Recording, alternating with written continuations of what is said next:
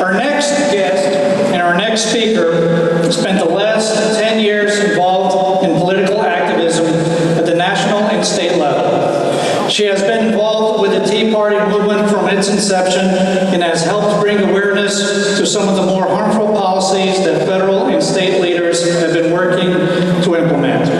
She's with the group 100 Women Strong and most currently fighting to stop tolls in Connecticut with No Tolls CT. Ladies and gentlemen, Jen Ezzell.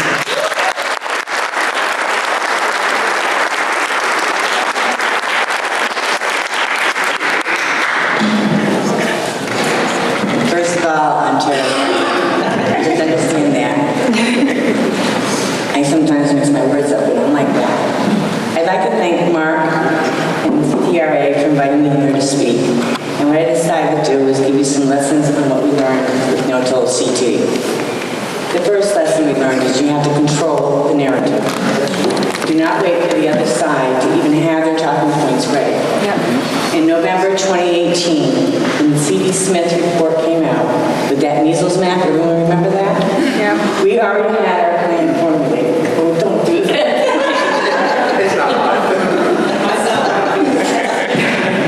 Ladies and gentlemen, a lot of these people here are part of No Tolls CT. I'd like to give them a hand.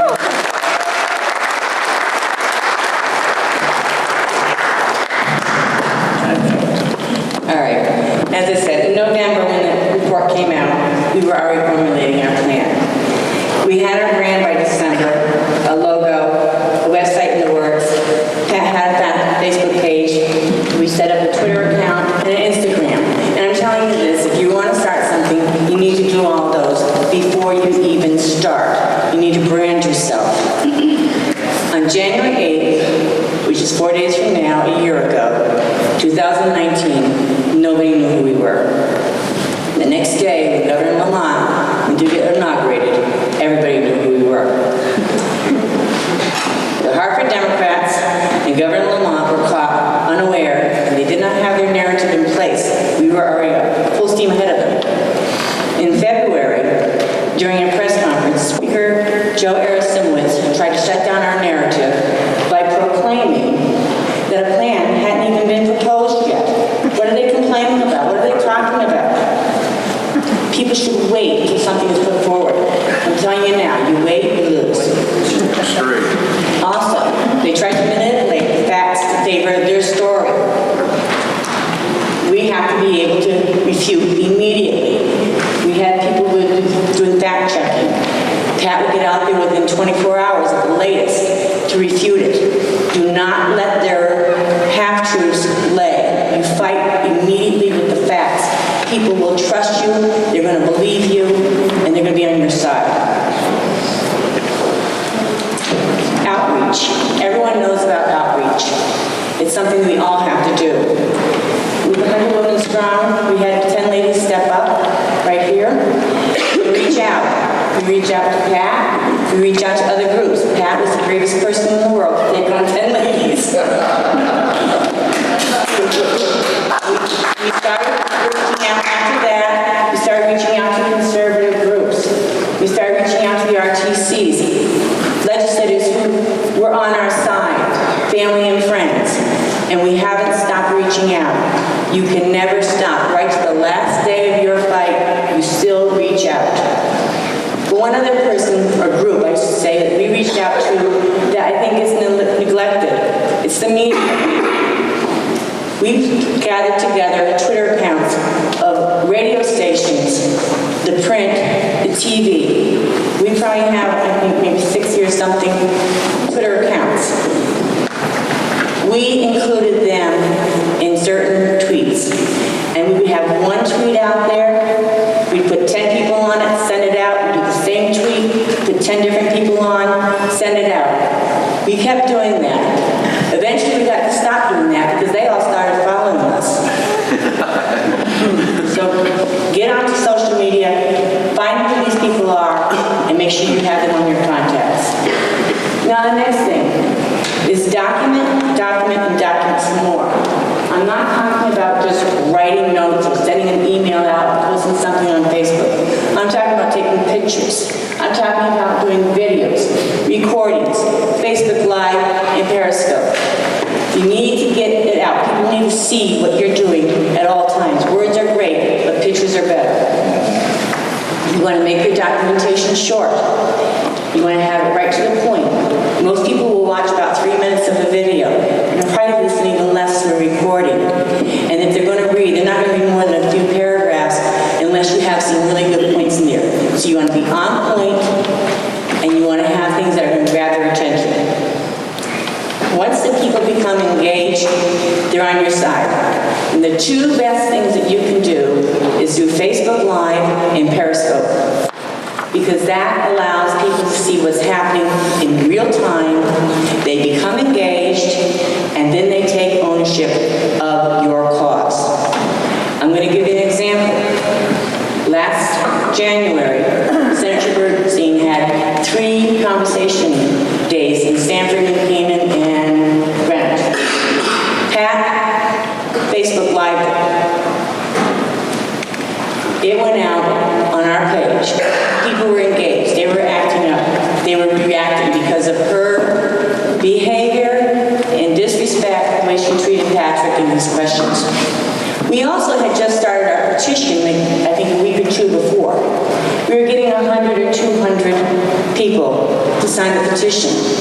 The day that the first video went out, and the next 3 days later, with her 3 days of conversation, and into the weekend, we had 20,000 people sign the petition. That's the power of getting out there for people to see it. Now, the next thing I say is take one bite of the apple at a time. When you sit down to eat an apple, you don't put that whole thing in your mouth.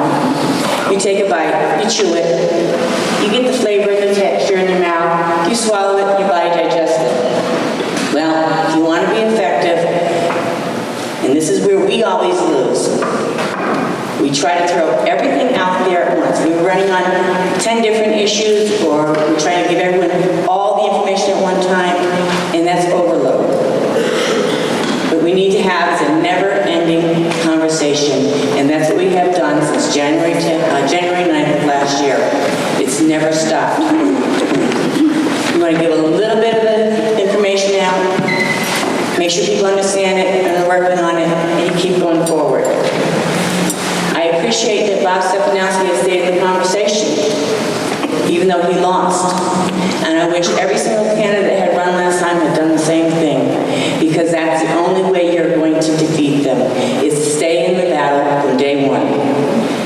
If we are engaging them with information on a regular basis, what we are trying to do is tell the truth, but also make them wary of who they're voting for. With the fact that many people like their congressperson or representative, but they don't know how they vote, and they forget sometimes if it's a burst of information today, and 7 months later we want them to remember that burst of information, they're not going to. But if you're doing this every single day, you're building trust on your side, distrust on their side. You're building people to like you on your side and not like them on their side, and that is a lasting impression when they go in to vote. They might like this person's a friendly person, but when they go in to vote, they're going to have a bad taste in their mouth. And a case in point, we have a couple of ladies who spray. Kathy Olsen is no longer a selectman. They had a running conversation.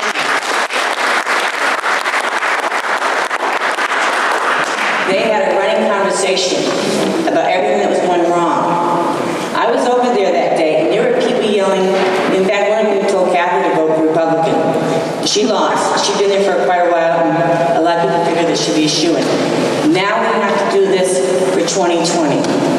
So please, if you're thinking of running for office, now's the time to get in the game, not in June.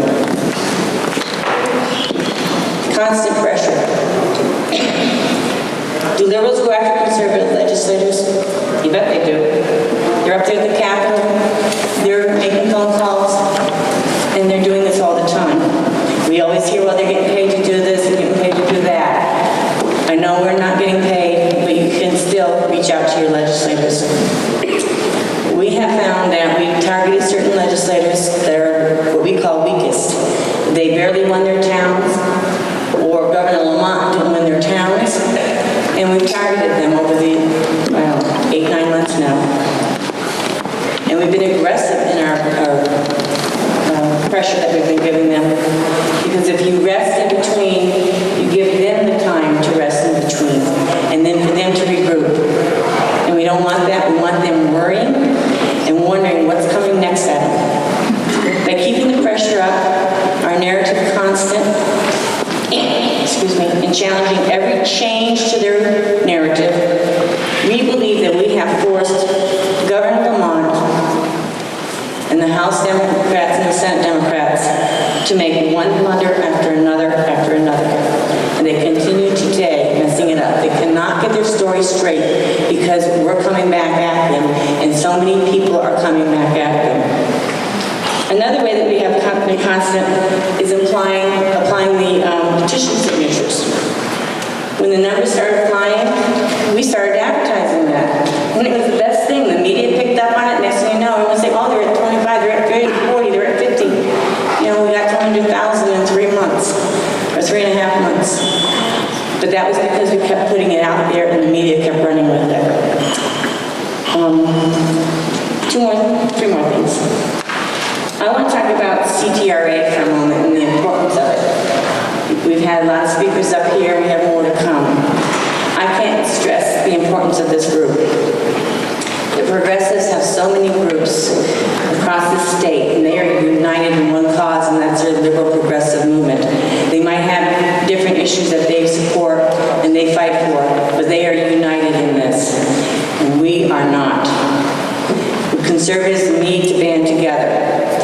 We need not to fight every single cause, but to lend a hand in getting the word out about what other conservative groups in the state are doing, and to support them in any way we can by making sure that maybe a couple people go to any of their rallies or protests and participate. And when I say band together, I don't mean we give up our own identities. We don't. We keep them. On the day that President Trump was inaugurated, how many of you heard of the Indivisible and the Women's March and all this other stuff? I had never heard of that group until the day after, actually. And I started looking into it. Because you might think, what are they? What do they want? They lost. Get over it. Move on. But that didn't happen. And they stuck around. So I started looking around, and I noticed in Connecticut, there were these groups popping up right in our own state. In fact, one right near where I live. And it's like, wait a minute, this isn't right. By the end of January, there were over 30 groups in the state. And the next thing that I noticed is the Progressive Caucus members, some of them, the unions, NARA, the Communist Party, and just about every single liberal group was coming out to support them. They helped organize them. They helped get them established. And when they had a rally, they made sure people from their groups went. So they might have a group that only had 10 people in it, but they have 1,000 people at a rally. That's what they did. And that's the power that we need. Yep. And we can only do it if we all get together. And I'm looking forward to more that CTRA can do, because I think they are the umbrella for this.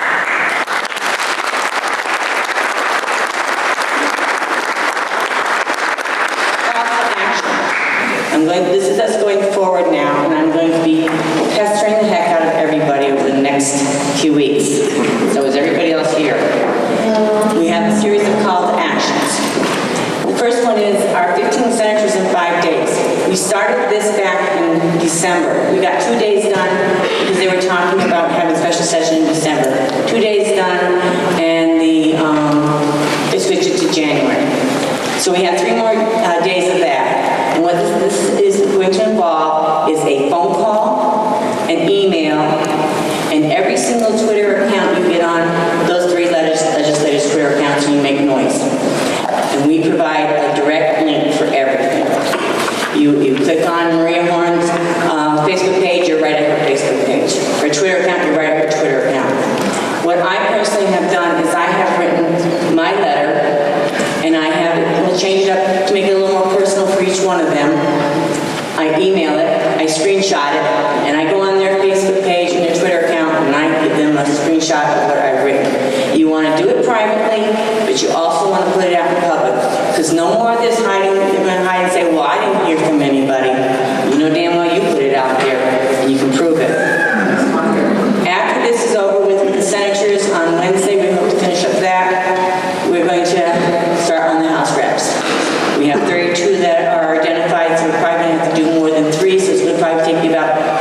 20 minutes instead of maybe 10 minutes. We also are starting up a daily vigil on Monday at the Capitol. And I hope to see all of you there at some point. We are looking at 9 in the morning to 1 in the afternoon, meeting at the Capitol, top of the escalators. We might end up shifting over to the LOB, depends on what the day is. We'll see each day we get there, where we're going to fluctuate, what we're going to do, where would be the best place for us. But we need to start building up pressure and building up more people to attend instead of 10 or 20 people. We need lots more. If they bring this thing to the floor for a special session, I'm going to tell you right now, it's a drop what you're doing and get to the Capitol. I know you work, get up there as soon as you can get out, but get up there. Because if you think that that Pro Tools group and the unions, the construction unions, and the Democrats' friends aren't going to be there, they're going to be there because this is such a tough vote. And it's going to be a matter of tug of war with those legislators in the middle, and that's what we're pulling on. We've got to have more people to pull it off. We want to follow through with the November 2020 election, and we need to win at least one of the House legislators, and we also have to do a vigil from November 20th, November election to the sign-in next year, because I would trust them to try to put something in at the very end. One very last thing, and give me 1 more minute. Okay, this is one thing I want to leave with you all. The whole idea of fighting a cause you believe in is to win. You will not win on your own. With any activism you undertake, remember, I'm sorry, I don't know why you're upset. This is an us, a we, a you, and an our endeavor. In every action that you want to take, remember that. You're looking to engage and empower people to join you. But they need you to make sure that they are part of it.